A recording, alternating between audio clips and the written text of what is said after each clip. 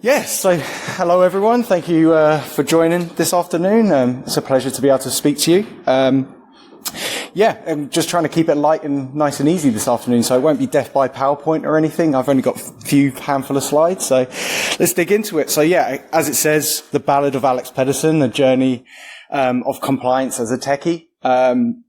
Effectively, this is to be my story, a little bit of a reflection and a way to impart some hard-fought nuggets of wisdom over this previous year. We've gone through some audits at work, and I had to lead those projects. So, yeah, like I say, it's a reflection on all that I've learned and the difficulties we went through. So, who am I? I'm now been in the industry for 10 years. I started off as a network and security support engineer. Moved then on to and that was great. I was doing firewalls, proxies, all that good stuff, security product support, 24/7 shift work. So, as you know, always the best for your sleep pattern.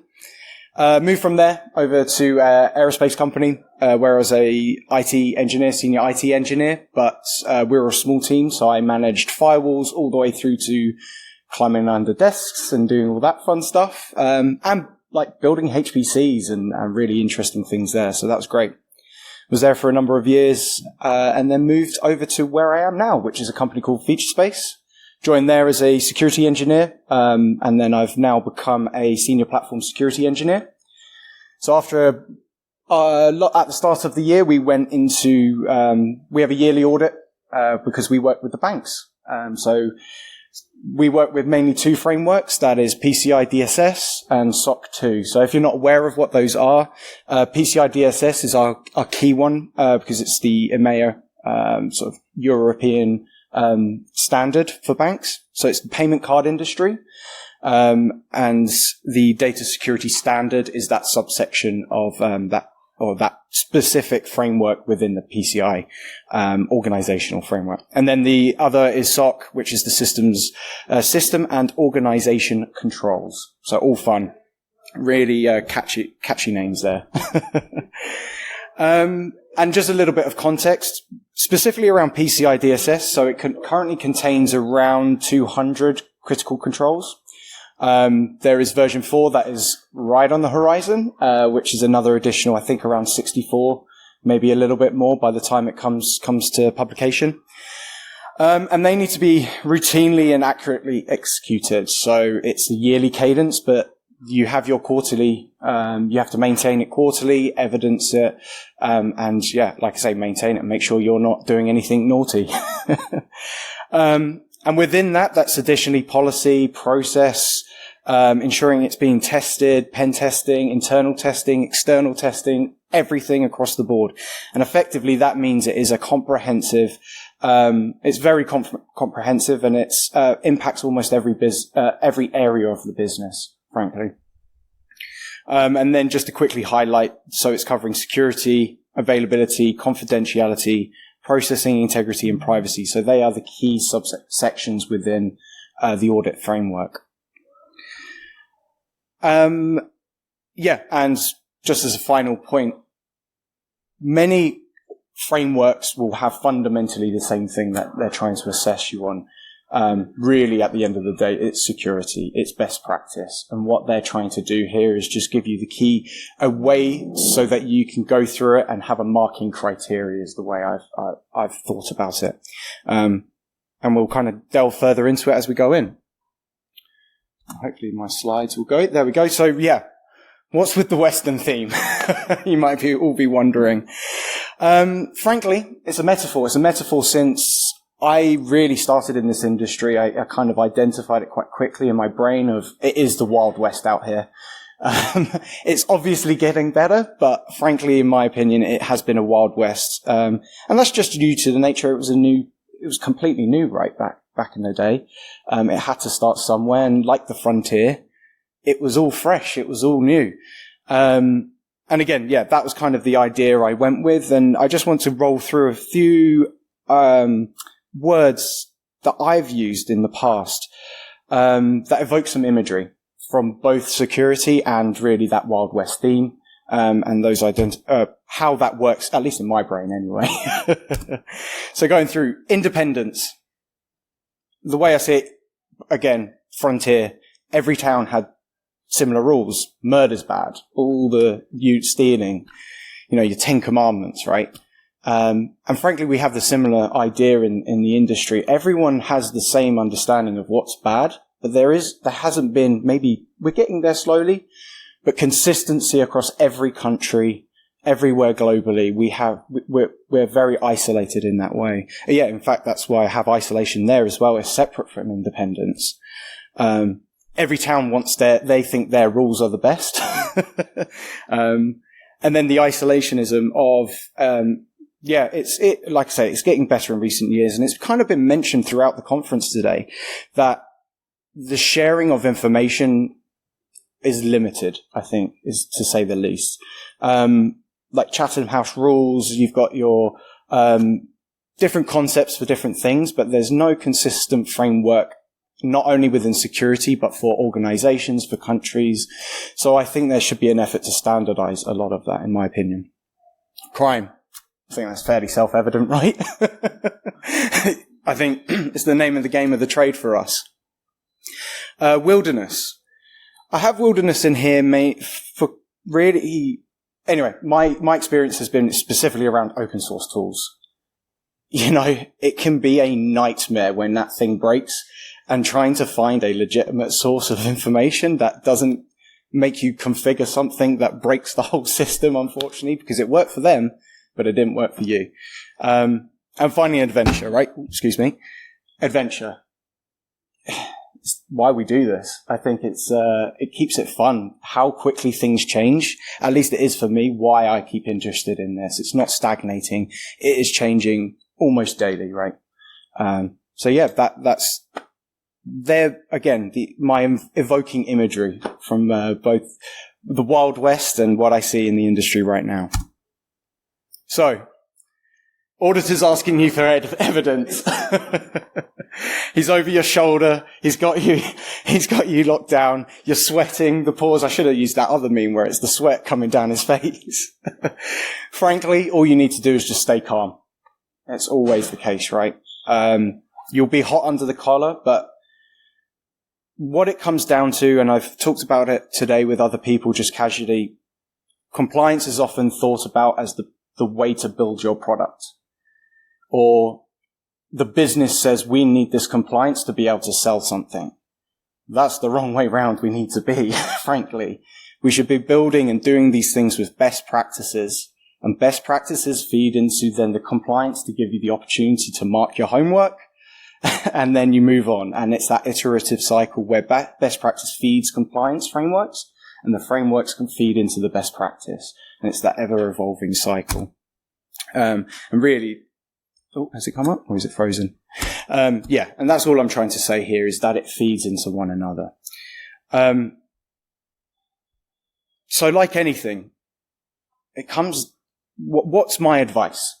It's do your homework, right? It's check your technology and do your due diligence before making the leap, or that guarantee you will get that compliance for your company or whoever it might be.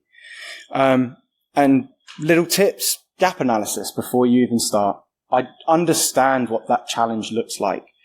I've got so much emotion. So my next line here is comprehensive document repository. That was a huge learning lesson for me this year.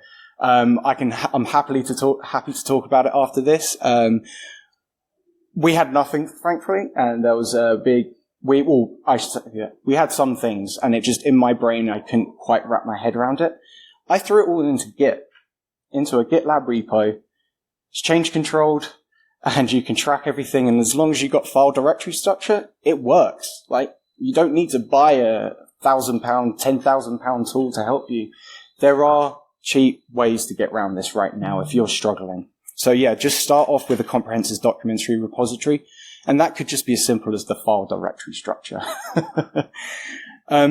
Change management and exception tracking. This is really, really key. Exception tracking, is huge, because the main thing the auditors are looking for is just you have an understanding of what you have and where those risks are. And that you're proactive rather than reactive. You don't want to be finding all these things and these issues out while you're in the audit. Never a good thing, right? You want to be prepared. Another thing, obviously policies and procedures, but again, it's kind of going back to doing your homework. Make sure you've got those things in place, or you've at least read them through and you understand it before you present it to the auditor, right? And then finally, really, and kind of what I've said throughout these bullet points, is just understand the compliance, understand what you're doing, have a look at it and read through what you're actually looking to achieve here, because often the auditors won't necessarily understand what your product does. They may say that they do, but you are the expert. You are that subject matter expert, and so it's your responsibility to present that to them. And be honest about where those gaps are, but then in that honesty to show where you're being proactive and saying, look, we've got this gap. We know it's there. This is how we're accepting it right now. And this is how we're going to fix it in, the month, 6 months, year and beyond. That's all they're looking for. And coming back to that image, it's not someone over your shoulder. It's meant to be collaborative. So finally, these takeaways, right? How do you become the fastest drawer in the West? And what do you need to know? Really, like I've said, it comes down to a lot of hard work. So that's the discussion you need to have with your management or whomever it might be. Is it worth it? Is it worth it for your team? Is it worth it for the organization in general to try and leap this hurdle? And the investment, because there will be critical investment at some point. Do it as a team. It's never reliant on one person. It's a big, big challenge to get any form of compliance. And like I said earlier, it affects every aspect of that business. So don't depend on one person. Share the load. Share it with all the people within your business who know what they're doing. Because they're the experts. It won't be just that one person who will have to know everything. And mistakes are going to be made. In all honesty, whether it's your first time, your third time, your fifth time into the future, people change, the business changes, the technologies change, the product you're selling might change, and it's iterative. You'll keep changing, you'll make mistakes, you'll learn those mistakes, accept it, be brave, be bold, and iterate. And finally, learn your lesson from it. Cool, that's everything. Thank you very much. I'm happy to take some questions. Got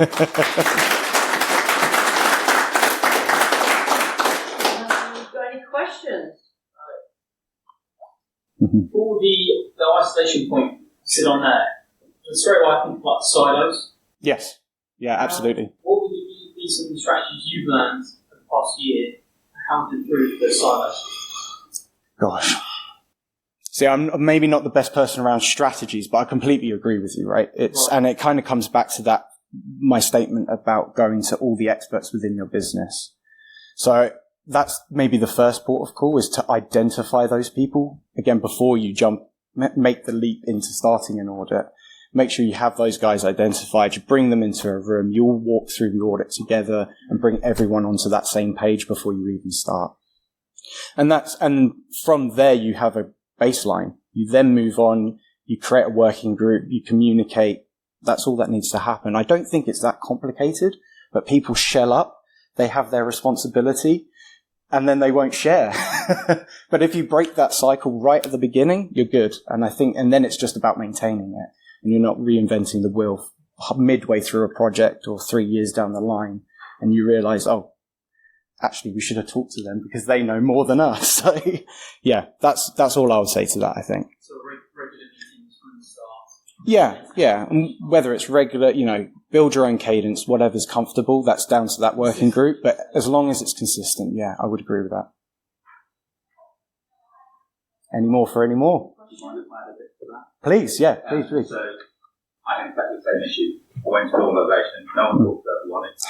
Assurance was done through my team, me personally, one-man band, right. Going out audit time to go, this is the person there, this one here, that one there. It's an impossible task. you're going to fail. So what I did was I moved my processes to the left as far as possible.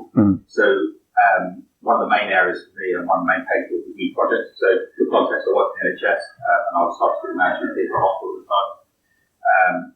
And we get new clinical systems coming with no consideration on CLS levels, on all the stuff you're going to be asking. They weren't baked in. They were at the end. Subsequent sign off, we would get the pressure on the board to release it and let it loose. So what I did was to get involved pre-feasibility product thing. Moved my team as far as possible. Became my tendrils spread across the organisation as opposed to just being a little block inside the IT department. And by doing that, those conversations and going into those projects and saying, your responsibilities on this are, I need to see this annually from you. I need to see this 6 monthly from you. I need to see have that written from the get-go. And what you'll find is exactly the same as your positive, is that will grow organically over your first 3 months doing it, 6 months doing it, your second year of doing it, your audit flows through. Standards do change, we accept that. You will have bits that catch you out and you'll have to go, actually, I think that's you now. We haven't got that. Here's the risk that's being decided on, and this is how we're going to cover it going forward. So sorry. No, absolutely. I couldn't agree with you more. And it's moving from that on the back foot mentality and being proactive, getting, like you say, getting into their pipelines and not being an external party. But you've got your finger on the pulse and you know what's happening. Exactly. Yeah, no, thank you. Any other questions? Are you going to become a Photoshop? I know, I should side hustle, right? Well, next time you might see me with the Stetson as well, so. Yeah. Brilliant, thank you very much.